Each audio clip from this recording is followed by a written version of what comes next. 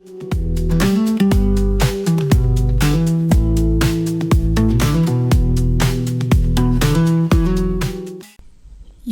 ꯅꯨꯃꯤꯠ ꯈꯨꯗꯤꯡꯒꯤ ꯈꯨꯡꯒꯪꯒꯤ ꯊꯧꯔꯝꯒꯤ ꯑꯔꯣꯏꯕꯗ ꯊꯝꯖꯕ ꯈꯨꯟꯖꯥꯁꯤꯡꯅ ꯍꯪꯕꯤꯔꯛꯄ ꯋꯥꯍꯪꯁꯤꯡꯒꯤ ꯄꯥꯎꯈꯨꯝ ꯄꯤꯕꯒꯤ ꯊꯧꯔꯝꯗ ꯉꯁꯤ ꯋꯥꯍꯪꯁꯤꯡꯕꯨ ꯄꯥꯎꯈꯨꯝ ꯄꯤꯅꯕꯒꯤꯗꯃꯛꯇ ꯑꯦꯛꯁꯄꯔꯠ ꯑꯣꯏꯅ ꯂꯤꯡꯁꯤꯟꯕꯤꯔꯤꯕ ICARꯗ ꯁꯣꯏꯜ ꯁꯥꯏꯟꯇꯤꯁꯠ ꯑꯣꯏꯅ ꯊꯧ ꯄꯨꯕꯤꯔꯤꯕ ꯗꯣꯛꯇꯔ ꯇꯦꯟꯁꯨꯕꯝ ꯕꯁꯟꯇ ꯁꯤꯡꯅꯤ꯫ ꯑꯦꯛꯁꯄꯔꯠꯄꯨ ꯑꯍꯥꯟꯕꯃꯛꯇꯗ ꯈꯨꯡꯒꯪꯒꯤ ꯊꯧꯔꯝꯒꯤ ꯃꯥꯏꯀꯩꯗꯒꯤ ꯇꯔꯥꯝ ꯅꯣꯛꯆꯔꯤ꯫ ꯉꯁꯤꯒꯤ ꯈꯨꯟꯖꯥꯁꯤꯡꯅ ꯍꯪꯕꯤꯔꯛꯄ ꯋꯥꯍꯪꯁꯤꯡꯒꯤ ꯄꯥꯎꯈꯨꯝ ꯄꯤꯕꯒꯤ ꯊꯧꯔꯝ ꯑꯁꯤ ꯍꯧꯗꯣꯛꯆꯅꯕꯒꯤꯗꯃꯛꯇ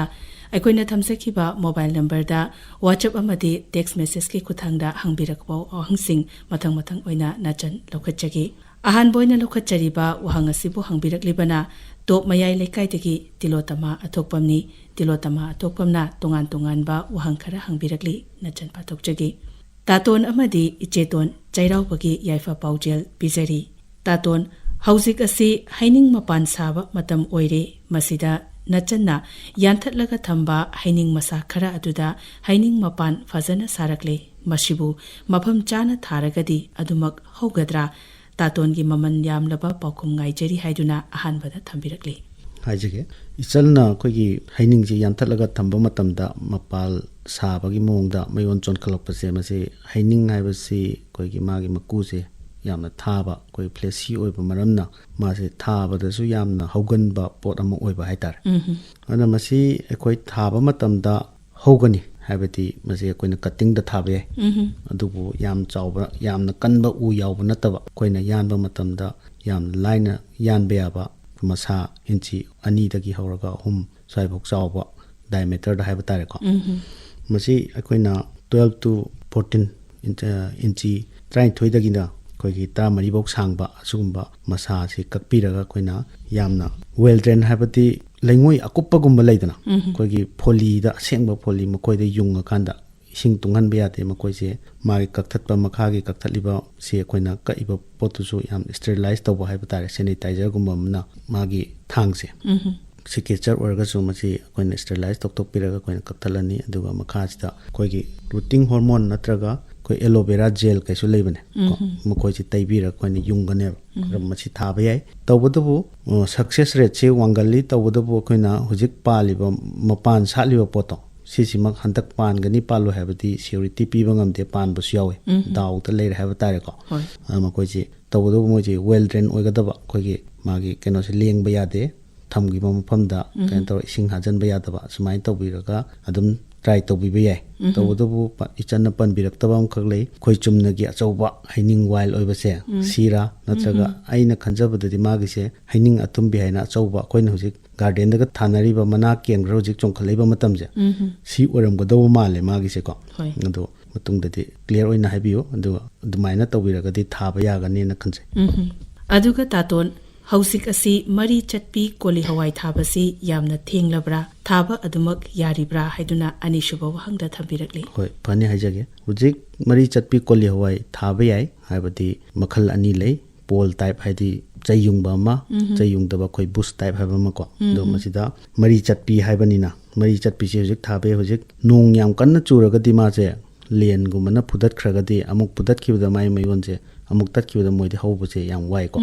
ꯑꯗꯨꯅ ꯅꯣꯡ ꯆꯤꯡꯒꯤ ꯐꯤꯕꯝꯁꯦ ꯈꯤꯇꯪ ꯌꯦꯡꯕꯤꯔꯀꯥꯟꯗ ꯑꯩꯈꯣꯏꯅ ꯃꯥꯁꯤ ꯑꯦꯄ꯭ꯔꯤꯜ ꯃꯦ ꯖꯨꯟꯒꯤ ꯃꯅꯨꯡꯗ ꯊꯥꯕ ꯌꯥꯏ꯫ ꯃꯥꯒꯤ ꯚꯦꯔꯥꯏꯇꯤ ꯊꯥꯒꯗꯕ ꯃꯈꯜꯁꯤꯅꯀꯣ, ꯑꯩꯈꯣꯏꯒꯤ ꯑꯔꯀꯥ ꯁꯨꯛ ꯀꯣꯃꯣꯜ ꯀꯥꯏꯅ ꯂꯩꯀꯣ꯫ ꯑꯗꯣ ꯃꯌꯥꯝꯅ ꯃꯅꯤꯄꯨꯔꯗ ꯌꯥꯝ ꯊꯥꯅꯔꯤꯕ ꯑꯌꯣꯀꯥ 427, ꯃꯁꯤ ꯅꯥꯝꯙꯥꯔꯤ ꯁꯤꯠꯀꯤꯅꯦꯀꯣ, ꯃꯣꯏ ꯀꯝꯄꯅꯤꯁꯤꯒꯤ꯫ ꯑꯗꯨꯒ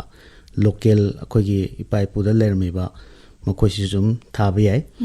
ꯑꯗꯣ ꯃꯈꯣꯏꯁꯤ ꯊꯥꯕ ꯃꯇꯝꯗ ꯏꯁꯤꯡ ꯍꯦꯟꯕ ꯌꯥꯗꯕ, ꯑꯗꯩ ꯃꯈꯣꯡ, ꯍꯥꯏꯗꯤ ꯑꯩꯈꯣꯏꯅ ꯌꯥꯝꯍꯟꯅꯤꯡꯉꯤꯅꯦ ꯀꯥꯡꯈꯨꯟ ꯑꯃꯗ ꯃꯔꯨ 13-15 ꯍꯨꯟꯖꯟꯕꯗꯣ, ꯍꯧꯔꯒꯁꯨ ꯄꯥꯝꯃꯨꯕꯅꯦꯕꯀꯣ꯫ ꯃꯣꯏ ꯊꯤꯟꯅꯤꯡ ꯇꯧꯕ ꯑꯃ ꯆꯪꯉꯦ꯫ ꯃꯅꯥ 2-3, ꯃꯈꯥꯒꯤ 2 ꯑꯩꯈꯣꯏꯒꯤ ꯃꯔꯨꯗꯒꯤ ꯁꯦꯒꯥꯏꯔꯛꯄ ꯃꯅꯥꯗꯨ ꯅꯠꯇꯕ ꯑꯁꯦꯡꯕ ꯃꯅꯥ ꯂꯥꯛꯄ ꯃꯇꯝꯗ, ꯃꯗꯨ ꯍꯤꯡꯒꯅꯤ ꯈꯪꯕ ꯃꯇꯝꯗꯣ, ꯃꯗꯨ ꯃꯅꯥꯛꯇ ꯍꯧꯕ ꯄꯥꯝꯕꯤ ꯀꯥꯡꯒꯨꯜ ꯑꯃꯗ ꯑꯩꯈꯣꯏꯅ ꯊꯥꯅꯔꯤꯁꯤ 4-5 ꯃꯨꯛꯇꯤ ꯑꯗꯨꯝ ꯊꯥꯅꯩꯕ꯫ ꯀꯣꯅꯔ 4ꯗ ꯑꯃ, ꯃꯌꯥꯏꯗ ꯑꯃ, ꯑꯗꯨꯃꯥꯏꯅ ꯇꯧꯕꯗꯣ, ꯃꯈꯣꯡ ꯐꯖꯅ ꯌꯥꯟꯕꯤꯕ꯫ ꯑꯗꯒꯤ ꯍꯧꯖꯤꯛꯇꯤ ꯁꯥꯔꯕꯅꯤꯅ ꯌꯥꯝ ꯊꯨꯅ ꯑꯩꯈꯣꯏꯅ ꯃꯔꯨꯁꯤ ꯃꯌꯣꯟ ꯆꯣꯡꯒꯅꯦꯕꯀꯣ꯫ ꯑꯗꯨꯅ ꯃꯌꯣꯟ ꯆꯣꯡꯕꯒ ꯃꯁꯤꯗ ꯑꯩꯈꯣꯏꯒꯤ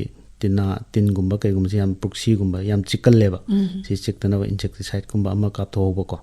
ꯃꯈꯣꯡ ꯐꯖꯅ ꯌꯥꯟꯕꯤꯕ, ꯑꯗꯨꯝ ꯁꯛꯁꯦꯁꯐꯨꯜꯂꯤ ꯊꯥꯕ ꯌꯥꯒꯅꯤ ꯃꯈꯣꯏꯁꯦ F1 ꯍꯥꯏꯕ꯭ꯔꯤꯠ ꯉꯥꯛꯇꯅꯤ ꯑꯗꯨꯅ ꯃꯔꯨꯗꯤ ꯍꯥꯟꯅꯒꯤ ꯃꯤꯉꯣꯟꯗꯒꯤ ꯂꯧꯁꯤꯟꯕꯤꯕꯗꯤ ꯊꯥꯕ ꯌꯥꯗ꯭ꯔꯦ ꯑꯩꯈꯣꯏꯅ ꯅꯧꯅ ꯂꯩꯔꯒ ꯍꯥꯏꯕ꯭ꯔꯤꯠꯅꯤꯅꯀꯣ F1 ꯅꯤꯅ ꯃꯈꯣꯏ ꯁꯨꯃꯥꯏꯅ ꯊꯥꯕꯤꯌꯨ ꯍꯥꯏꯖꯒꯦ ꯑꯗꯨꯒ ꯇꯥꯇꯣꯟ ꯈꯥꯃꯦꯟ ꯑꯁꯤꯟꯕ ꯄꯥꯝꯕꯤ ꯆꯥꯔꯁꯤꯡ ꯑꯁꯤ ꯈꯥꯃꯦꯟ ꯑꯁꯤꯟꯕꯤ ꯄꯥꯝꯕꯤ ꯃꯆꯥꯅꯤ ꯄꯥꯝꯕꯤ ꯑꯆꯧꯕꯅꯤ ꯍꯥꯏꯕꯁꯤ ꯄꯥꯝꯕꯤꯅ ꯆꯥꯔ ꯑꯣꯏꯔꯤꯉꯩ ꯃꯇꯝꯗ ꯀꯝꯗꯧꯅ ꯈꯪꯗꯣꯛꯄ ꯉꯝꯒꯗꯒꯦ ꯈꯥꯃꯦꯟ ꯑꯁꯤꯟꯕ ꯃꯆꯥꯅꯤ ꯅꯠꯇ꯭ꯔꯒꯅ ꯑꯆꯧꯕꯅꯤ ꯍꯥꯏꯕꯁꯤ ꯀꯝꯗꯧꯅ ꯈꯪꯕ ꯉꯝꯅꯅꯕ ꯎꯄꯥꯏ ꯇꯥꯛꯄꯤꯔꯝꯃꯨ ꯍꯥꯏꯗꯨꯅ ꯇꯤꯂꯣꯇꯃꯥꯒꯤ ꯑꯍꯨꯝꯁꯨꯕ ꯋꯥꯍꯪꯗ ꯊꯝꯕꯤꯔꯛꯂꯤ ꯍꯣꯏ ꯏꯆꯟꯒꯤ ꯀꯩꯅꯣꯁꯦ ꯍꯥꯏꯖꯒꯦ ꯑꯩꯈꯣꯏꯒꯤ ꯈꯥꯃꯦꯟ ꯑꯁꯤꯟꯕꯁꯦ ꯆꯨꯝꯅ ꯌꯦꯡꯕ ꯃꯇꯝꯗꯗꯤ ꯃꯈꯣꯏꯁꯦ ꯈꯟꯇꯣꯛꯄ ꯌꯥꯝ ꯋꯥꯏꯀꯣ ꯃꯈꯣꯏꯒꯤ ꯆꯥꯔ ꯑꯣꯏꯔꯤꯉꯩ ꯃꯇꯝꯗ ꯃꯔꯨꯑꯣꯏꯅ ꯑꯗꯨꯒ ꯆꯥꯔ ꯑꯣꯏꯔꯤꯉꯩ ꯃꯇꯝꯗ ꯑꯩꯈꯣꯏꯅ ꯈꯪꯇꯣꯛꯀꯦ ꯍꯥꯏꯕ ꯇꯥꯔꯒꯗꯤ ꯑꯩꯈꯣꯏꯅ ꯃꯥꯁꯦ ꯋꯥꯏꯜ ꯑꯣꯏꯕ ꯈꯥꯃꯦꯟ ꯃꯆꯥꯗꯣ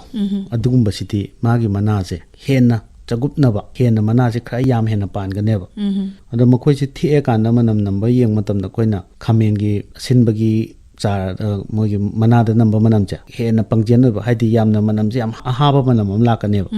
ꯑꯗꯨꯒ ꯑꯩꯈꯣꯏꯒꯤ ꯆꯨꯝꯅꯒꯤ ꯚꯦꯔꯥꯏꯇꯤ ꯑꯆꯧꯕꯒꯤ ꯈꯥꯃꯦꯟꯁꯤꯅ ꯃꯈꯣꯏꯁꯤꯅ ꯃꯅꯝꯁꯦ ꯌꯥꯝ ꯅꯝꯃꯣꯏ ꯑꯗꯨꯒ ꯃꯅꯥꯁꯦ ꯌꯥꯝ ꯆꯒꯨꯞ ꯌꯥꯠꯂꯣꯏꯀꯣ ꯈꯔ ꯆꯥꯎꯇꯛ ꯑꯗꯨꯒ ꯌꯥꯝꯅꯁꯨ ꯄꯥꯜꯂꯣꯏꯕ ꯑꯁꯨꯃꯥꯏꯅ ꯇꯧꯔꯒ ꯈꯪꯕꯤꯒꯅꯤ ꯑꯗꯣ ꯑꯗꯩ ꯈꯤꯇꯪ ꯆꯥꯎꯈꯠꯂꯕ ꯃꯇꯝꯗꯗꯤ ꯑꯩꯈꯣꯏꯒꯤ ꯃꯄꯥꯟ ꯁꯥꯕ ꯈꯣꯠꯄꯁꯦ ꯍꯦꯛꯇ ꯑꯩꯈꯣꯏꯒꯤ ꯋꯥꯏꯜꯁꯤꯗꯤ ꯍꯥꯟꯅ ꯍꯧꯔꯛꯀꯅꯦꯕꯀꯣ ꯑꯗꯨ ꯃꯈꯣꯏ ꯁꯨꯃꯥꯏꯅ ꯇꯧꯗꯅ ꯃꯅꯥ ꯈꯔ ꯊꯥꯔꯞ ꯇꯧꯕ ꯑꯗꯨꯒ ꯑꯩꯈꯣꯏ ꯃꯅꯥ ꯌꯥꯝ ꯄꯥꯟꯗꯕꯁꯦ ꯁꯨꯝꯕꯁꯤꯗ ꯑꯩꯈꯣꯏꯒꯤ ꯑꯆꯧꯕ ꯃꯈꯜꯒꯤ ꯚꯦꯔꯥꯏꯇꯤꯁꯤꯅꯦꯅ ꯈꯪꯕꯤꯒꯅꯤ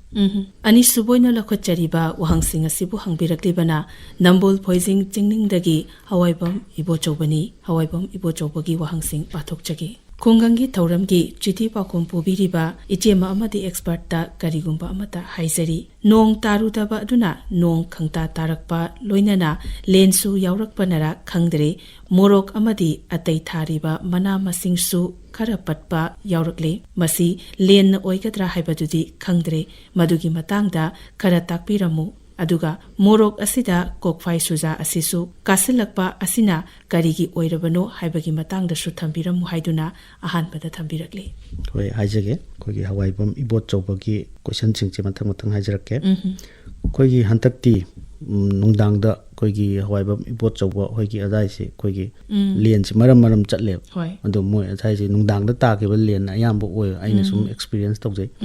ꯅꯨꯡꯗꯥꯡꯗ ꯇꯥꯈꯤꯕ ꯂꯦꯟ ꯑꯣꯏꯒꯗꯕ ꯃꯥꯜꯂꯦ ꯑꯩꯈꯣꯏꯒꯤ ꯅꯣꯡꯉꯥꯜꯂꯒꯗꯤ ꯎꯗꯕꯅꯤꯅꯀꯣ ꯑꯗꯣ ꯃꯗꯨꯅ ꯑꯩꯈꯣꯏꯒꯤ ꯃꯣꯔꯣꯛꯁꯤꯡ ꯄꯠꯁꯤꯜꯂꯛꯄ ꯈꯣꯠꯄ ꯍꯥꯏꯕꯁꯦ ꯃꯁꯤ ꯑꯩꯈꯣꯏ ꯃꯅꯥꯗꯨ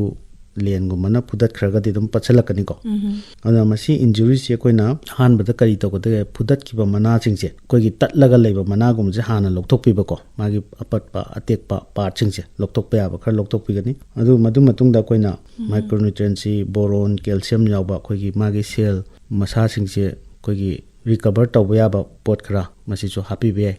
ꯑꯩ ꯀꯥꯞꯅꯕꯁꯨ ꯐꯪꯕꯅꯤ ꯑꯩꯈꯣꯏꯒꯤ ꯄ꯭ꯂꯥꯟꯠ ꯑꯦꯠ ꯀꯥꯏꯅꯀꯣ ꯃꯥꯁꯤ ꯈ꯭ꯋꯥꯏ ꯂꯨꯕꯁꯦ ꯑꯩꯈꯣꯏ ꯐꯨꯗꯠꯈ꯭ꯔꯀꯥꯟꯗ ꯃꯥꯁꯦ ꯑꯩꯈꯣꯏꯅ ꯃꯌꯣꯟ ꯆꯣꯡꯉꯛꯄ ꯎꯔꯒꯗꯤꯀꯣ ꯁꯤꯗꯩꯗꯤ ꯁꯦꯝꯕꯤꯕ ꯌꯥꯏꯑꯕ ꯃꯌꯣꯟ ꯆꯣꯡꯕ ꯉꯝꯗꯅ ꯐꯨꯗꯠꯈ꯭ꯔꯀꯥꯟꯗꯗꯤ ꯑꯩꯈꯣꯏ ꯅꯧꯅ ꯔꯤꯄ꯭ꯂꯥꯟꯇꯤꯡ ꯇꯧꯕꯁꯤꯅ ꯍꯦꯟꯅ ꯐꯩ ꯍꯥꯏꯗꯤ ꯍꯧꯖꯤꯛꯁꯤ ꯃꯇꯝ ꯑꯗꯨꯝ ꯂꯩꯔꯤꯕ ꯑꯗꯨꯅ ꯀꯣꯛꯐꯥꯏ ꯆꯨꯖꯥꯒꯨꯝꯕ ꯀꯥꯈꯠꯂꯛꯄꯒꯤ ꯃꯇꯥꯡꯁꯤꯗꯤ ꯑꯩꯈꯣꯏꯅ ꯐꯟꯖꯤꯁꯥꯏꯠꯀꯤ ꯀꯃꯟ ꯑꯣꯏꯕ ꯑꯩꯈꯣꯏꯒꯤ ꯀꯝꯕꯤꯅꯦꯁꯟ ꯌꯥꯎꯕꯀꯣ ꯑꯩꯈꯣꯏꯒꯤ ꯄꯤꯀꯣꯁꯤꯁꯇ꯭ꯔꯣꯕꯤꯟ 7.05% ꯑꯃꯗꯤ ꯄ꯭ꯔꯣꯄꯤꯀꯣꯅꯥꯖꯣꯜ ꯑꯩꯈꯣꯏ 11.71 SC ꯍꯥꯏꯕ ꯌꯥꯎꯕꯁꯦ ꯃꯁꯤ 1 ml per liter 10 ꯂꯤꯇꯔꯗ ꯍꯥꯞꯄꯀꯥꯟꯗ ꯃꯁꯤ ꯀꯥꯞꯊꯣꯛꯄꯤꯕ ꯑꯃꯨꯛꯇꯪꯀꯣ ꯃꯥꯒꯤ ꯇ꯭ꯔꯦꯠ ꯅꯦꯝꯁꯦ ꯑꯩꯈꯣꯏ ꯕꯖꯥꯔꯗ ꯐꯪꯕ ꯃꯃꯤꯡꯁꯦ ꯑꯩꯈꯣꯏ ꯒꯦꯂꯤꯂꯤꯌꯣ ꯋꯦ ꯍꯥꯏꯅ ꯃꯃꯤꯡ ꯀꯧꯋꯦ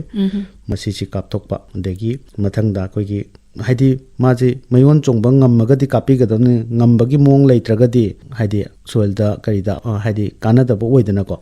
ꯑꯗꯨꯝꯕꯒꯤ ꯃꯑꯣꯡ ꯎꯔꯒꯗꯤ ꯀꯥꯞꯄꯤꯌꯨ ꯑꯗꯩ ꯏꯃꯤꯗꯥ ꯀ꯭ꯂꯣꯔꯣꯄꯤꯠ 7.8 SL 3.5 ml per 10 ꯂꯤꯇꯔꯗ ꯍꯥꯞꯄꯒ ꯑꯩꯈꯣꯏꯒꯤ ꯇꯤꯟ ꯌꯥꯝ ꯂꯩꯔꯒꯅꯀꯣ ꯃꯈꯣꯏꯁꯦ ꯑꯗꯨꯝ ꯀꯥꯞꯊꯣꯛꯄꯤꯕ ꯌꯥꯏ ꯑꯗꯨꯒ ꯄꯣꯇꯥꯁꯤꯌꯝ ꯌꯥꯎꯕ ꯐꯔꯇꯤꯂꯥꯏꯖꯔꯁꯦ ꯄꯣꯇꯥꯁ MOP ꯀꯥꯏꯅ ꯑꯩꯈꯣꯏꯅ ꯃꯨꯔꯦꯠ ꯑꯣꯐ ꯄꯣꯇꯥꯁ ꯂꯩꯔꯤꯁꯦ ꯄꯣꯇꯥꯁꯁꯦ ꯈꯖꯤꯛ ꯑꯩꯈꯣꯏꯒꯤ ꯍꯥꯏꯗꯤ ꯑꯩꯈꯣꯏꯅ ꯄ꯭ꯂꯥꯟꯁꯦ ꯍꯤꯡꯒꯅꯤ ꯍꯤꯡꯉꯣꯏ ꯍꯥꯏꯁꯦ ꯑꯩꯈꯣꯏꯅ ꯐꯣꯇꯣꯗꯨ ꯎꯗꯦ ꯑꯗꯨ ꯐꯥꯔꯃꯔꯅꯗꯤ ꯑꯗꯨꯝ ꯈꯪꯉꯤꯗꯅ ꯑꯗꯨꯒꯨꯝꯕ ꯍꯥꯏꯐꯦꯠ ꯌꯦꯡꯕꯤꯔ ꯃꯈꯣꯡ ꯌꯥꯟꯊꯣꯛꯄ ꯑꯣꯏꯅ ꯀꯥꯞꯊꯣꯛꯄꯤꯔꯒꯗꯤ ꯃꯁꯤ ꯀꯟꯕ ꯉꯝꯒꯗ꯭ꯔꯥꯅ ꯈꯜꯂꯦ ꯍꯋꯥꯏꯕꯝ ꯏꯕꯣꯆꯧꯕꯒꯤ ꯑꯔꯣꯏꯕ ꯋꯥꯍꯪꯗꯅ ꯊꯝꯕꯥꯜ ꯑꯁꯤ ꯍꯧꯖꯤꯛ ꯊꯥꯕ ꯌꯥꯔꯤꯕ꯭ꯔꯥ ꯃꯇꯧ ꯀꯔꯝꯅ ꯇꯧꯒꯗꯒꯦ ꯃꯁꯤꯒꯤ ꯃꯇꯥꯡꯗꯁꯨ ꯑꯃꯨꯛꯇꯪ ꯇꯥꯛꯄꯤꯔꯝꯃꯨ ꯍꯥꯏꯗꯨꯅ ꯑꯅꯤꯁꯨꯕ ꯑꯔꯣꯏꯕ ꯋꯥꯍꯪꯗ ꯊꯝꯕꯤꯔꯛꯂꯤ ꯍꯣꯏ ꯍꯥꯏꯖꯒꯦ ꯊꯝꯕꯥꯜꯁꯤ ꯑꯩꯈꯣꯏ ꯊꯥꯕꯗꯤ ꯌꯥꯝ ꯂꯥꯏꯕ ꯄꯣꯠ ꯑꯃꯅꯤꯀꯣ ꯃꯥꯁꯤ ꯑꯩꯈꯣই ꯃꯥꯒꯤ ꯇ꯭ꯌꯨꯕꯔ ꯍꯥꯏꯒꯗ꯭ꯔꯥ ꯑꯩꯈꯣꯏꯅꯗꯤ ꯂꯣꯇꯁ ꯔꯨꯠꯁꯨ ꯍꯥꯏꯔꯤꯀꯣ ꯁꯤꯗꯒꯤ ꯊꯥꯕ ꯌꯥꯏ ꯃꯔꯨꯗꯩ ꯊꯥꯕ ꯌꯥꯏ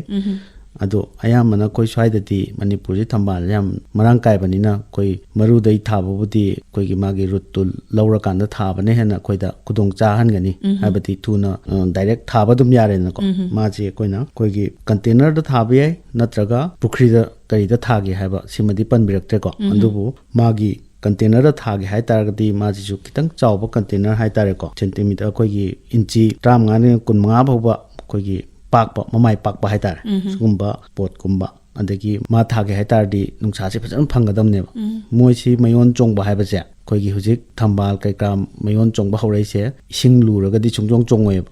ꯍꯥꯏꯗꯤ ꯏꯁꯤꯡꯗꯨ ꯃꯊꯛꯇ ꯂꯜꯂꯤ ꯂꯩꯔꯒ ꯅꯨꯡꯁꯥꯅ ꯐꯨꯔꯀꯥꯟꯗ ꯃꯥꯒꯤ ꯑꯁꯥꯕꯁꯦ ꯑꯩꯈꯣꯏꯒꯤ ꯂꯩꯕꯥꯛ ꯌꯧꯅ ꯌꯧꯈ꯭ꯔ ꯃꯇꯨꯡꯗ ꯃꯥꯁꯦ ꯃꯌꯣꯟ ꯆꯣꯡꯈꯠꯂꯛꯇꯣꯏꯅꯦꯕ ꯑꯗꯨꯅ ꯏꯁꯤꯡꯁꯤ ꯌꯥꯝꯗꯅ ꯑꯩꯈꯣꯏꯒꯤ ꯏꯟꯆꯤ 5-6ꯇꯪ ꯊꯝꯕꯤꯔꯕ ꯄꯣꯠꯇ ꯊꯥꯒꯦ ꯍꯥꯏꯔꯒꯗꯤꯀꯣ ꯑꯗꯨꯒ ꯑꯩꯈꯣꯏꯒꯤ ꯉꯁꯥꯏꯒꯤ ꯂꯣꯇꯁ ꯔꯨꯠꯇꯣ ꯍꯥꯏꯗꯤ ꯃꯥꯒꯤ ꯃꯌꯣꯟ 2-3 ꯌꯥꯎꯕ ꯁꯤ ꯑꯩꯈꯣꯏꯅ ꯃꯌꯣꯟ 1-2ꯗꯨ ꯐꯩꯔꯞ ꯇꯧꯔꯒ ꯃꯊꯛꯇ ꯃꯗꯨ ꯌꯨꯡꯈꯠꯍꯟꯒꯅꯤꯀꯣ ꯑꯗꯨꯒ ꯑꯦꯛꯁꯄꯣꯖ ꯇꯧꯍꯜꯂꯀꯥꯟꯗ ꯃꯗꯨ ꯏꯁꯤꯡꯗ ꯂꯩꯍꯜꯂꯀꯥꯟꯗ ꯃꯗꯨꯃꯥꯏꯅ ꯇꯧꯔ ꯊꯥꯕꯤꯒꯗꯕꯅꯤ ꯑꯗꯣ ꯃꯥꯁꯦ ꯊꯥꯕꯒꯤ ꯃꯇꯝꯗꯤ ꯃꯥꯔꯆꯇꯒꯤꯅ ꯃꯦ ꯐꯥꯎꯁꯦ ꯁꯤꯁꯤ ꯁꯥꯒꯠꯂꯛꯄ ꯇꯥꯏꯃꯤꯡꯁꯦ ꯈ꯭ꯋꯥꯏꯗꯒꯤ ꯊꯥꯕꯗ ꯃꯥꯒꯤ ꯆꯥꯅꯕ ꯃꯇꯝꯅꯦꯕ ꯑꯗꯨꯒ ꯃꯥꯁꯤ ꯁꯛꯁꯦꯁ ꯑꯣꯏꯍꯟꯒꯦ ꯍꯥꯏꯇꯥꯔꯒꯗꯤꯀꯣ ꯑꯩꯈꯣꯏꯅ ꯁꯣꯏꯜ ꯃꯤꯛꯆꯔ ꯍꯦꯚꯤ ꯀ꯭ꯂꯦ ꯑꯩꯈꯣꯏꯒꯤ ꯂꯩꯇꯥꯟꯒꯤ ꯆꯥꯡ ꯌꯥꯝ ꯌꯥꯎꯕꯁꯦ ꯃꯁꯤꯒ ꯑꯩꯈꯣꯏꯒꯤ ꯀ꯭ꯂꯦ ꯂꯣꯝ ꯑꯣꯔ ꯍꯥꯏꯗꯤ 50% ꯀ꯭ꯂꯦ ꯑꯃ ꯑꯣꯏꯕꯀꯣ ꯑꯗꯨꯒ ꯑꯩꯈꯣꯏ ꯒꯥꯔꯗꯦꯟ ꯁꯣꯏꯜ ꯍꯥꯏꯗꯤ ꯑꯩꯈꯣꯏꯒꯤ ꯍꯤꯡꯒꯣꯜꯗ ꯂꯩꯕꯁꯦ ꯁꯤꯅ 25% ꯑꯃ ꯍꯥꯞꯄꯕ ꯆꯥꯝꯃꯗ KG 50 ꯑꯃꯅ ꯀ꯭ꯂꯦꯁꯦ ꯂꯩꯇꯥꯟꯒꯤ ꯑꯗꯨꯒ ꯒꯥꯔꯗꯦꯟꯒꯤ ꯁꯣꯏꯜ ꯑꯩꯈꯣꯏꯒꯤ ꯍꯤꯡꯒꯣꯜꯒꯤ ꯁꯣꯏꯜꯁꯤꯅ 25 KG ꯑꯃ ꯑꯣꯏꯔꯕ 25 KG ꯁꯤꯅ ꯀꯝꯄꯣꯁ ꯍꯥꯞꯆꯜꯂꯕꯀꯣ ꯑꯗꯨꯒ ꯃꯁꯤ ꯑꯩꯈꯣꯏꯅ ꯃꯤꯛꯁ ꯇꯧꯔꯀꯥꯟꯗ ꯏꯁꯤꯡ ꯍꯩꯖꯤꯜꯂꯒ ꯊꯥꯒꯗꯕꯅꯦꯕ ꯑꯗꯣ ꯑꯗꯨꯔꯒꯗꯤ ꯄꯣꯠꯇꯤꯡ ꯇꯧꯕ ꯌꯥꯏ ꯑꯗꯨꯒ ꯃꯥꯁꯤ ꯌꯥꯝꯅ ꯑꯩꯈꯣꯏꯅ ꯊꯝꯕꯥꯜꯁꯤ ꯀꯥꯏꯗ ꯍꯧꯔꯣꯏꯗꯒꯦ ꯍꯥꯏꯔꯗꯤꯀꯣ ꯃꯥꯁꯦ ꯑꯣꯔꯒꯥꯅꯤꯛ ꯃꯦꯇꯔ ꯌꯥꯎꯗꯕ ꯑꯩꯈꯣꯏ ꯕ꯭ꯔꯨ ꯕ꯭ꯔꯨ ꯂꯥꯎꯕ ꯖꯒꯥ ꯅꯠꯇꯕꯗꯗꯤ ꯂꯩꯉꯣꯏꯒꯨꯝꯕ ꯀꯩꯒꯨꯝꯕ ꯌꯥꯝ ꯆꯦꯟꯕꯗꯗꯤ ꯃꯥꯒꯤ ꯃꯔꯥ ꯆꯠꯄ ꯈꯣꯠꯄ ꯅꯨꯡꯉꯥꯏꯇꯕꯅꯤꯅ ꯃꯥꯁꯦ ꯀꯌꯥ ꯍꯧꯒꯟꯗꯦꯕꯀꯣ ꯑꯩꯈꯣꯏꯒꯤ ꯄꯥꯇꯤ ꯀꯣꯝꯇꯤꯗ ꯐꯪꯕ ꯂꯩꯕꯥꯛ ꯃꯈꯜꯁꯦ ꯁꯤꯁꯦ ꯑꯩꯈꯣꯏꯅ ꯀꯣꯠꯄ ꯉꯝꯃꯗꯤ ꯃꯁꯤ ꯍꯥꯞꯄꯒꯗꯤ ꯍꯦꯟꯅ ꯁꯛꯁꯦꯁ ꯑꯣꯏꯒꯅꯤ ꯑꯗꯣ ꯃꯥꯗꯤ ꯍꯧꯔꯛꯄ ꯃꯇꯝꯗ ꯏꯁꯤꯡ ꯌꯥꯝꯅ ꯊꯜꯍꯟꯕ ꯌꯥꯗꯦ ꯀꯩꯒꯤꯅꯣꯗ ꯏꯁꯤꯡ ꯌꯥꯝ ꯊꯜꯂꯒꯗꯤ ꯏꯁꯤꯡꯁꯤꯅ ꯃꯥꯒꯤ ꯃꯊꯛꯇ ꯂꯩꯔꯤꯕ ꯄ꯭ꯔꯦꯁꯔꯁꯦ ꯑꯗꯨꯛꯀꯤ ꯃꯇꯤꯛ ꯋꯥꯡꯉꯦꯕ ꯏꯁꯤꯡꯁꯤ ꯐꯨꯠ 2-3ꯒ ꯊꯝ ꯇꯥꯔꯒꯗꯤ ꯃꯣꯏꯁꯤꯅ ꯅꯝꯁꯤꯜꯂꯛꯇꯅ ꯃꯥꯒꯤ ꯃꯔꯥꯁꯤꯡꯁꯦ ꯂꯣꯏ ꯅꯝꯈꯥꯏꯔꯒ ꯄꯠꯀꯅꯦꯕ ꯑꯗꯨꯅꯅꯦ ꯑꯩꯈꯣꯏꯅ ꯏꯁꯤꯡ ꯌꯥꯝ ꯂꯨꯕ ꯖꯒꯥꯗ ꯊꯝꯕꯥꯜ ꯑꯃꯨꯛ ꯍꯧꯈ꯭ꯔꯁꯨ ꯃꯊꯪꯗ ꯑꯃꯨꯛ ꯍꯧꯕ ꯉꯝꯗꯕꯒꯤ ꯐꯤꯕꯝ ꯂꯩꯔꯤꯁꯦ ꯁꯤꯅ ꯃꯔꯝ ꯑꯣꯏꯒꯅꯤ ꯁꯨꯃꯥꯏꯅ ꯊꯥꯕꯤꯔꯒꯗꯤ ꯌꯥꯒꯅꯤ ꯈꯜꯂꯤ ꯑꯗꯨꯒ ꯃꯔꯨꯗꯩ ꯊꯥꯔꯒꯅ ꯃꯔꯨꯁꯦ ꯑꯩꯈꯣꯏꯅ ꯃꯥꯒꯤ ꯑꯉꯧꯕ ꯑꯃ ꯌꯥꯎꯋꯤꯗꯅꯀꯣ ꯑꯗꯨꯝ ꯃꯊꯛꯀꯤꯁꯤ ꯁꯣꯏꯒꯥꯏꯕꯤꯔꯀꯥꯟꯗ ꯃꯥꯁꯦ ꯅꯨꯃꯤꯠ 1-2 ꯏꯁꯤꯡꯗ ꯇꯤꯡꯒꯅꯦꯕ ꯇꯤꯡꯉ ꯃꯇꯨꯡꯗ ꯃꯌꯣꯟ ꯆꯣꯡꯍꯜꯂ ꯃꯇꯨꯡꯗ ꯑꯩꯈꯣꯏꯅ ꯄꯥꯇ꯭ꯔ ꯃꯆꯥ ꯑꯃꯗ ꯏꯁꯤꯡꯗ ꯇꯤꯡꯉꯒ ꯆꯣꯡꯍꯜꯂꯒ ꯑꯩꯈꯣꯏꯒꯤ ꯃꯥꯏ ꯆꯥꯎꯈꯠꯂꯛꯄꯒꯤ ꯃꯇꯨꯡ ꯏꯟꯅ ꯃꯊꯪ ꯄꯥꯇ꯭ꯔ ꯑꯆꯧꯕꯗ ꯍꯣꯡꯇꯣꯛꯄꯤꯕ ꯍꯥꯏꯇꯥꯔꯦ ꯁꯨꯃꯥꯏꯅ ꯊꯥꯕ ꯌꯥꯏ ꯉꯁꯤꯒꯤ ꯑꯍꯨꯝꯁꯨꯕ ꯑꯣꯏꯅ ꯂꯧꯈꯠꯆꯔꯤꯕ ꯋꯥꯍꯪ ꯑꯁꯤꯕꯨ ꯍꯪꯕꯤꯔꯛꯂꯤꯕꯅ ꯅꯝꯕꯣꯜ ꯕꯂꯔꯥꯝ ꯀꯨꯜ ꯃꯅꯤꯡ ꯂꯩꯀꯥꯏꯗꯒꯤ ꯅꯥꯃꯩꯔꯥꯛꯄꯝ ꯕꯣꯔꯁꯤꯡꯅꯤ ꯋꯥꯍꯪ ꯄꯥꯊꯣꯛꯆꯒꯦ ꯇꯥꯇꯣꯟ ꯅꯅꯥꯎꯒꯤ ꯃꯣꯔꯣꯛ ꯀꯥꯡꯈꯨꯜ 4,000 ꯔꯣꯝ ꯊꯥꯖꯩ ꯍꯥꯏꯔꯤꯕ ꯃꯣꯔꯣꯛꯁꯤꯡ ꯑꯁꯤ ꯃꯁꯥ ꯂꯣꯡꯗꯨꯅ ꯐꯔꯦ ꯑꯗꯨꯕꯨ ꯍꯟꯗꯛꯀꯤ ꯂꯦꯟ ꯇꯥꯈꯤꯕꯗꯨꯅ ꯃꯁꯥ ꯈꯔꯗꯤ ꯀꯛꯊꯠꯈ꯭ꯔꯦ ꯑꯗꯨꯕꯨ ꯇꯥꯇꯣꯟ ꯂꯦꯟꯅ ꯁꯣꯛꯍꯟꯗꯕ ꯄꯥꯝꯕꯤꯁꯤꯡꯒꯤ ꯃꯅꯥꯁꯤꯡ ꯑꯌꯥꯝꯕꯅ ꯀꯨꯔꯨ ꯇꯥꯕ ꯍꯧꯔꯛꯂꯦ ꯃꯁꯤꯕꯨ ꯐꯅꯅꯕ ꯑꯐꯕ ꯃꯈꯜꯒꯤ ꯍꯤꯗꯥꯛ ꯇꯥꯛꯄꯤꯔꯛꯎ ꯍꯥꯏꯗꯨꯅ ꯊꯝꯕꯤꯔꯛꯂꯤ ꯍꯥꯏꯖꯒꯦ ꯉꯁꯥꯏꯁꯨ ꯍꯥꯏꯐꯦꯠ ꯍꯪꯖꯈꯤꯕ ꯂꯦꯟ ꯇꯥꯈꯤꯕꯒꯤ ꯀꯩꯅꯣ ꯑꯃ ꯂꯩꯕꯗꯣ ꯁꯤꯒꯤ ꯀꯩꯅꯣꯁꯦ ꯑꯩꯈꯣꯏꯅ ꯑꯇꯦꯛ ꯑꯀꯥꯏꯁꯤꯡꯁꯤ ꯍꯥꯟꯅ ꯂꯧꯊꯣꯛꯄꯤꯕꯀꯣ ꯑꯗꯨꯒ ꯃꯁꯤ ꯑꯣꯜꯔꯦꯗꯤ ꯏꯁꯇꯥꯕ꯭ꯂꯤꯁ ꯇꯧꯔꯕ ꯄ꯭ꯂꯥꯟ ꯍꯥꯏꯗꯤ ꯃꯥꯏꯁꯦ ꯈꯔ ꯆꯥꯎꯔꯕ ꯃꯥꯜꯂꯦꯕ ꯑꯩꯈꯣꯏ ꯏꯅꯥꯎꯒꯤꯁꯦ ꯑꯗꯣ ꯃꯥꯁꯤ ꯀꯩꯅꯣ ꯇꯧꯒꯦ ꯍꯥꯏꯇꯥꯔꯒꯗꯤ ꯑꯩꯈꯣꯏꯅ ꯃꯥꯏꯀ꯭ꯔꯣꯅ꯭ꯌꯨꯇ꯭ꯔꯦꯟ ꯁ꯭ꯄ꯭ꯔꯦ ꯀꯣ ꯄ꯭ꯂꯥꯟꯠ ꯑꯦꯠ ꯀꯥꯏꯅ ꯐꯪꯕꯅꯦ ꯁ꯭ꯋꯥꯏꯗ ꯑꯗꯨꯝ ꯐꯪꯉꯤ ꯑꯐꯪꯕ ꯑꯣꯏꯅ ꯍꯥꯏꯖꯒꯦ ꯃꯣꯏꯁꯦ ꯑꯩꯈꯣꯏꯅ ꯑꯥꯔꯂꯤ ꯃꯣꯔꯅꯤꯡ ꯑꯣꯔ ꯂꯦꯠ ꯑꯥꯐꯇꯔꯅꯨꯟꯁꯦ ꯁꯤꯁꯤꯗ ꯑꯩꯈꯣꯏꯅ ꯀꯥꯞꯄꯤꯕ ꯌꯥꯏꯀꯣ ꯑꯗꯨꯒ ꯅꯨꯡꯁꯥ ꯁꯥꯕ ꯃꯇꯝꯗ ꯀꯥꯞꯀꯗꯕ ꯅꯠꯇꯦ ꯃꯥꯗꯤ ꯑꯌꯨꯛꯀꯤ ꯂꯤꯛꯂꯥ ꯈꯔ ꯂꯩꯔꯤꯉꯩ ꯑꯗꯒꯤ ꯅꯨꯡꯗꯥꯡ ꯋꯥꯏꯔꯝ ꯑꯣꯏꯁꯤꯜꯂꯛꯄꯁꯦ ꯁ꯭ꯋꯥꯏꯁꯤꯗ ꯀꯥꯞꯄꯤꯕ ꯍꯥꯏꯇꯥꯔꯦ ꯃꯥꯁꯦ ꯄ꯭ꯂꯥꯟꯇꯦꯠ ꯇꯨꯒꯤ ꯃꯥꯒꯤ ꯃꯍꯤ ꯑꯣꯏꯅ ꯐꯪꯉꯤꯀꯣ ꯃꯥ ꯃꯍꯤ ꯑꯣꯏꯅ ꯐꯪꯕꯁꯤꯗꯤ ꯑꯩꯈꯣꯏꯅ ꯃꯥꯒꯤ ꯗꯣꯁꯁꯦ ꯑꯩꯈꯣꯏꯅ 0.7 to 1 ml per liter ꯀꯣ ꯁꯤ ꯑꯩꯈꯣꯏꯅ ꯐꯣꯂꯤꯌꯔ ꯁ꯭ꯄ꯭ꯔꯦ ꯑꯣꯏꯅ ꯀꯥꯞꯄ ꯌꯥꯏꯀꯣ ꯑꯗꯨꯒ ꯁꯣꯏꯜꯒꯨꯝꯕ ꯁꯨꯝꯕꯁꯤꯗꯤ ꯀꯌꯥ ꯇꯧꯅꯗ꯭ꯔꯦ ꯍꯥꯏꯕꯗꯤ ꯁꯣꯏꯜꯗ ꯍꯥꯞꯄꯁꯤꯗꯤ ꯃꯉꯣꯟꯗ ꯈꯤꯇꯪ ꯀꯟꯚꯤꯅꯤꯌꯦꯟ ꯑꯣꯏꯔꯔꯣꯏꯀꯣ ꯑꯗꯨꯅ ꯁꯤꯒꯤ ꯐꯣꯂꯤꯌꯔ ꯁ꯭ꯄ꯭ꯔꯦꯁꯦ ꯁꯤꯝꯇꯪ ꯇꯧꯕꯤꯔꯀꯥꯟꯗ ꯄ꯭ꯂꯥꯟꯇꯦꯠꯁꯦ ꯌꯥꯝ ꯂꯥꯏꯅ ꯐꯪꯕꯅꯦ ꯁ꯭ꯋꯥꯏꯗꯀꯣ ꯁꯤꯝꯇꯪ ꯇꯧꯔꯒ ꯌꯦꯡꯕꯤꯔꯣ ꯑꯗꯨꯒ ꯃꯥꯒꯤ ꯄꯠꯁꯤꯜꯂꯛꯄ ꯈꯣꯠꯁꯤꯜꯂꯛꯄꯒꯤ ꯃꯇꯥꯡꯁꯤꯗꯤꯀꯣ ꯑꯩꯈꯣꯏꯅ ꯀꯃꯟ ꯑꯣꯏꯕ ꯑꯩꯈꯣꯏꯒꯤ ꯏꯟꯁꯦꯛꯇꯤꯁꯥꯏꯠ ꯑꯃ ꯑꯣꯔ ꯐꯟꯖꯤꯁꯥꯏꯠ ꯑꯩꯈꯣꯏꯒꯤ ꯂꯩꯅꯥ ꯇꯥꯔꯒꯅ ꯐꯟꯖꯤꯁꯥꯏꯠ ꯕ꯭ꯔꯣꯗ ꯁ꯭ꯄꯦꯛꯇ꯭ꯔꯝ ꯑꯃ ꯉꯁꯥꯏꯒꯤ ꯑꯦꯃꯤꯁꯇꯥꯔ ꯀꯥꯏꯅ ꯐꯪꯕ ꯁꯨꯝꯕꯁꯦ ꯅꯠꯇ꯭ꯔꯒ ꯏꯟꯁꯦꯛꯇꯤꯁꯥꯏꯠ ꯏꯃꯤꯗꯥꯀ꯭ꯂꯣꯔꯄꯤꯠꯀꯨꯝꯕꯁꯦ ꯁꯨꯝꯕꯁꯦ ꯑꯩꯈꯣꯏꯅ ꯂꯩꯔꯒ ꯑꯗꯨꯝ ꯀꯥꯞꯄ ꯌꯥꯏ ꯑꯗꯨꯒ ꯃꯁꯥ ꯍꯥꯟꯅ ꯐꯒꯠꯍꯟꯕ ꯑꯃ ꯆꯪꯉꯦ ꯄꯥꯝꯕꯤꯁꯦ ꯁꯨꯃꯥꯏꯅ ꯇꯧꯕꯤꯌꯨ ꯍꯥꯏꯖꯒꯦ ꯉꯁꯤꯒꯤ 3ꯁꯨꯕ ꯑꯣꯏꯅ ꯂꯧꯈꯠꯆꯔꯤꯕ ꯋꯥꯍꯪ ꯑꯁꯤꯕꯨ ꯍꯪꯕꯤꯔꯛꯂꯤꯕꯅ ꯀꯕꯣ ꯋꯥꯛꯆꯤꯡ ꯂꯥꯏ ꯍꯔꯥꯎꯕꯨꯡ ꯃꯈꯥ ꯅꯝꯕꯣꯜꯗꯒꯤ ꯈꯥꯏꯗꯦꯝ ꯂꯣꯀꯦꯁꯣꯔ ꯁꯤꯡꯅꯤ ꯇꯥꯇꯣꯟ Nanauna Rosie hairaga khangnaba chujak makhal asi pambi 5,000 khak thajabani yamna sufai adubu taton chujak ki mayolda tinna chikthatli aduga marakta chujak panba haurakpa kharadana tinna chaba haurakle masibu fananaba Nanau Lokeshwarda Mamuttana Tatona Muktang Takpiraku haiduna thambirakle masi chujak ki problem je kogi chujak thaba thengnari ba khwai gi chawba challenge haibati masi hujik fall army worm haina mal lae ko masi hanati leiramdabani masi koi yamna lapa America Africa somdagi pairakpanena lawai ko masi nungdang da 180 km per night sida paiba ngami hai ko koi si laaga masi chujak si horakpa pi ngai da su adi khara wangakpa matamda magi mayonda changraga makhada chikthatkani ko masi bu changraga di chujak se amata 90-100% damage ohenba ngame ba ko ma adu oigadrang khalli adu masi kanbada koigi lairiba tinhak hidak myam common oibase masi amatana kanba ngamde masi magi kanba ngamba amakak koi chemical da koina sinari se imamectin benzoate koi ko masi 5SG ko masi 4 gram per 15 liter of water 4 gram per 15 liter of water masi koina advance oigraga di kan bangam de ko si cho aduna mana masi kapthok piraga tang mayon se changna ba ko mayon da changbane ba masi ayamana adagi manipur gi best hairaga di ko masi nim insecticide se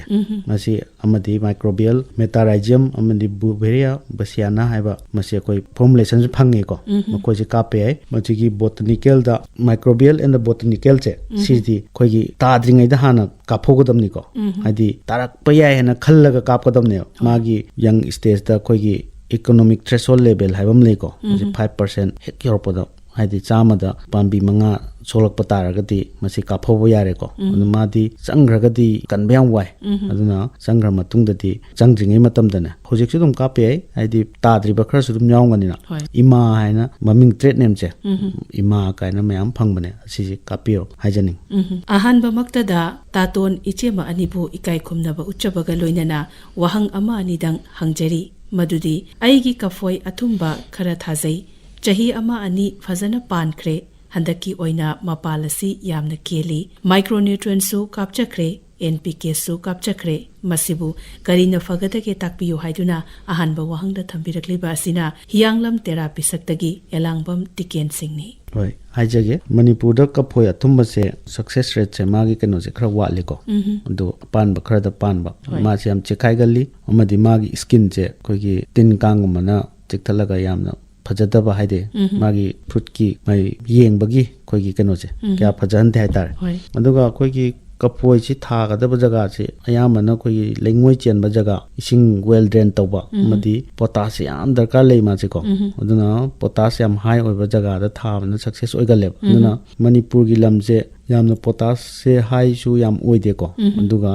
lengoi chenba su oide aduga madi ising je haidi ising chu khar darkar lei ko aduna sugumba sina kapoi tasengna commercially thage habje kitang wan toy se khai gale ado che to bigadab je koi kapoi se nitrogen je chahi amada ko plan amada 600 to 700 gram kg magi meani ko masi nitrogen darkar lei phosphorus sina 200 to gram chani dagina chani yankhai bok darkar lei aduga sapmana na potassium gram chani dagina chani yankhai bok darkar tayeba makhoi chi koina organic manure habati santi chem gi har che siga loina na happy gadam ni ko aduga hujik haibi reiba si chahi amadi hen graba pambi ne ba ma ki se pan gre habani na aduna magi mature stage che second to 5 year gi manung da leiba pambi oidoi ko aduna sida yening hulakting matam da koina ma se 20 kg of cowdung well decompose se fresh na taba si makong da round oina happy gani adu 400 gram of nitrogen se happy rani ko 250 gram of phosphorus and 800 gram of potassium per tree da happy gadam ni ko adagi magi hapagi timing je timing su yam kano le amuk hapasine hekta yade ba ko koi gi lei nung kari ka mapan mahi chahan ge harga di potassium ta se hap ta bida makhong somaga hekta oi gadam na te ba aduna pre flowering che December to January che si yam maru oi ko si da ngasai 20 kg hai se si 5 to 6 kg ma split to biwa ba ngasai na hajai du total ne ba ko pulap pun bani ada si na mathang oina hapi rak toini ko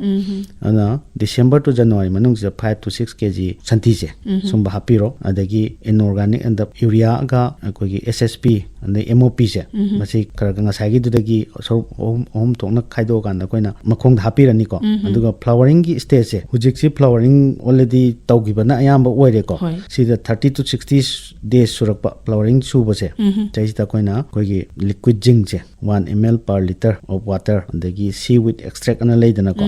so 2.5 ml per liter masi akoi saida dum tilhida karika yonbada dum phangbane ba ko si simane 1 ml per liter boron se liquid boron se masi fruit set taw matam da yam boost tawnaba moi si kapiro ko aduga fruit palakpa hokpa matam se 90 to 120 days suba matam se chaisida koi ngasagi seaweed extract se si 2.5 ml do amukka kapiba ko adagi boron do ngasai haigiba 1 ml per liter gi liquid boron se si simane adagi koi liquid calcium chu phang ko 3 ml per liter moi se kapaga phajana haidi management se tawdraga dina ma ji success oigandaba fruit amane ado potash yaudabadi suk yadre magi keno se angan fau khara uzai lelna phudat khraba matung hauzik nongna chongkhatlakle numitna lingbadagi 65 ni muk sure aroiba oina harasibu pisilubada problem leigadra mahai ningthina chananaba kari kari tawba yabage takpiraklagadi lamanton sinjare lausagani haiduna elangbam tikengi aroiba wahangda thambirakli hoi ai haijake koi angan phokse hoji numi 65 ni sure habane aduna yamna advance stage si oidriba aduna lena pudalaba matungda recovery tawre habne moidi recovery yam thuba pambi makhal ni ko lause ma je thoidongna kano tawningai leite ma je koina ising yam helandaba bida ko ising chi thadokpiba ising yam handaba do ising chi inchi humari thambiraga masai da recovery kha thunaba ko har urea se kg 5 gumbadang yam handaba ko 5 china koigi ising yamdana leibatuda changamamgi changda si tang chai tokpiraga recovery pull tawhalaga ne sidai de dum makha taba hana tawbiba mongsingdo dum tawbiba ne kaisu thoidokpa tawningai leite ngasigi taruk suboina lokhachariba wahanga sibu hangbiraklibana saiton laitan pokpidagi moirangthem rajesoni nachan pathokjagi khungangi thauramda jiti pakumbiriba taton amadi ichemabu ahanba maktada nanauna khurumjari taton nanaugi karot akhabi khara thazari mapan phajana sare aduda mapan singasi mapung phana sarabasu karot akhabi tamba mapandi iyaw yawde aduga mapan su pangkenta keli masibu karigino taton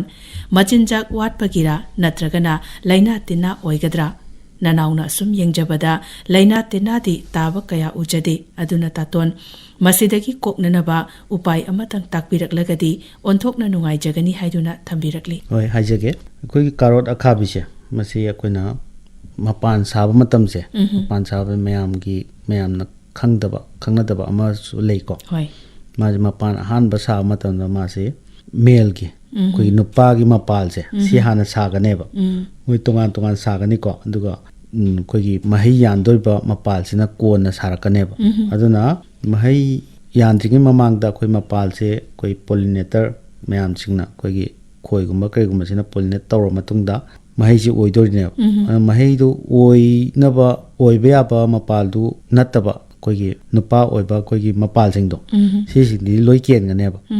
aduna magi adugumam le aduna madu oramgodrang khalle aduga masi koina thar matungda koigi thagiba matamda maji makhong phajan yanbiba aduga sagai phajan sabiba ko haidi madi manasi chagup paga sagai do lingdragadi koi maji phajan panba watoineba ko ado koini stage ama lakini masi phajan panba ko koi panjing kel matungda hujik matamje nungju tha yoksaledna ko masida koi hekpa ngamda goi panba stage ama dum lakineba aduna mapando yam pakat pirunu koi makong yandna kotna tobira sagai sapira phajan sembiu aduga chantiseng gi har mamang da happy gripo adi phai hujik happy da borgadi makong da yala kharga happy ba khotpi ba sumain tobiu si haijage ngasigi aroi boina lokhachariba wahangasibu hangbiraklibana kaira wangkem maning laikai luangthem tombana wahang ani khak tongan hangbirakli khungangi thaurum pubiriba taton ichema amadi expert pu ahanbada ikai khumnazari aigi ingkolda fit mari pakpa fit kun sangba faidom asangba ani khak laikup tana churi haigatlaga semjille masida thaba yaba matamasiga chanaba velendri hawaya sangbi खामेन variety मखल खरा ताकपिरउ थाबगी नियमसु एक्सपर्टना सुगाइना ताकपिरमु हाइदुना लुवांगथेम तोंबगी अहानबा वहंगदा थंबिरकली हाइजगे हुजिक सेमना लैरिबा अखोगी फैदोम चिंगसे फजना सेमबिरमने हैना खल्ली मकोय same मतमदा Koyna संति चेनु हाइबती organic को ओइबा हार मखलसे मसी खरा फजना पत्थरबा हाइजगे को कइगनोदा फजना पत्थद्रगदी संति चेनु हाप मतमदा नापी मरु नापी ओइना होंगनबगी मरम याम ओइगले अना फजना पत्थ पुमदरप हाइबती नापी मरु चिंगसे लोइना सीरबा ओइदोइनिको सुमबसे याम फजना हापीबको चे हाप मतुंगदा कोइना अहानबदा बेलेंद्री से बेलेंद्रीदा कोई आईसीआर की करी की मैम ले मसीदा अर्का अनामिका अर्का निकिता मसी कोई आईसीआर की सीरीज निको सीसी तुम था भी है अदुगा कोई की मणिपुर दा मसी की वेराइटी कोई हाइजरी से कोई ना कुदक तो फंगद्रगदी नामदारी सीट से सी कंपनी सी की मोगी NaOH मोगी सीरीज अमा लेबको 05 अदगी मैम फार्मर न सो हेना खंगबनेबा 7772 काइन मखोइसिंगसे तुम थाबा याइको मखोइसे कोई थाबा याइ अदुगा हवाय असंगबिदा हारगदी कोइगी मयामना खंगनबा सकाहारी हाइनको मसिसु कोइगी सकाता हाइबा कंपनी दुगिनिको अदु मखोइसे तुम थाबा याइ मसिदा आईसीआर की इम्प्रूव वेराइटी हारगदी अर्का मंगला कोइको मसि केबीके कोइगी बिष्णुपुर नसु बिशेमपुर डिस्ट्रिक्ट FLD डेमोन्स्ट्रेशन तौना कोतना मयाम उतखरे मसि अदुम थाबा याइ दुगा खामेन वेराइटी से खामेन से कर्मनो हाइबा माजे बारामसिका का हेनबा सांगबा दगी मतुम ताब कर्मनो दि पनबिरक्तेको दुगा असांगबा खामेन मखंदो दुंबो ओइ तारगति अर्का सीरीज काइन लेको दगी आईसीआर मणिपुर सेंटर न पुतोकपा RC मनी खामेन 1 काइन लेको मखोइसे टॉलरेंट टू कोइगी बैक्टीरियल विल्ट अदगी हाई एंथोसियानिन हाइबती चाहाउद यावरिबा कोइ कनो मखनसे मसी मखनसे एंथोसियानिन को मखोइसे यावबको अदुगा कोइगी कोइना पांगा खामेन काना हाइनबा कोइगी खरा चावबा खामेन दो मतुम ताबा दुंबा हायरगती पुसा उत्तम काइन ले मखोइसे फजना थाबिबे याइ थाबगे नियम हायरगदीको कोइ मासे इसिंग तुंगहनदबा जगह फैदोम फजन सेंबिरनी अदुगा फार्म यार्ड मेन्यूर से कोइना संतिसेंगी हार से लो परी अमदा टोन 10 दगिना 30 बोगी चांग से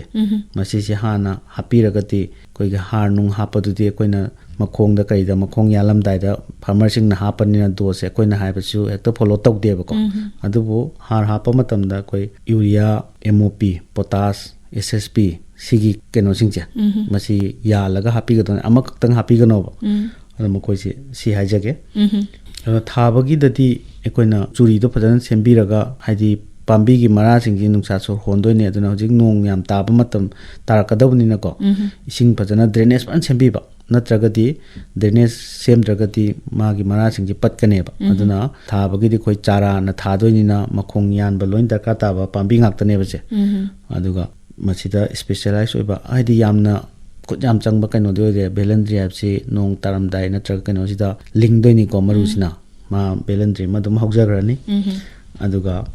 खामेन सु चारन थादोइनी चारसी मकोजे तिन हिदाक करी का तिन याम तारगना मोइगी मचा ओइंगैसे याम सिगलिदना तिन चिक्ततना कोकना मोइजे तिनगी कोइगी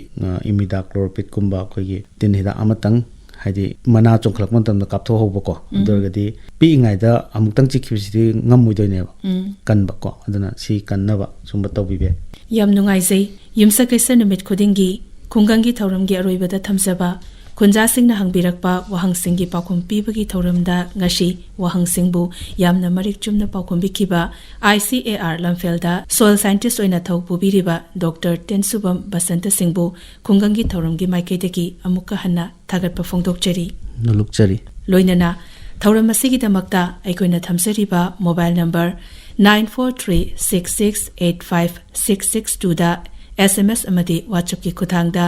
postcard ki oiragana aikogi thamsariba postal address the station director Akashvani Imphal Farm and Home Section 795001 amadi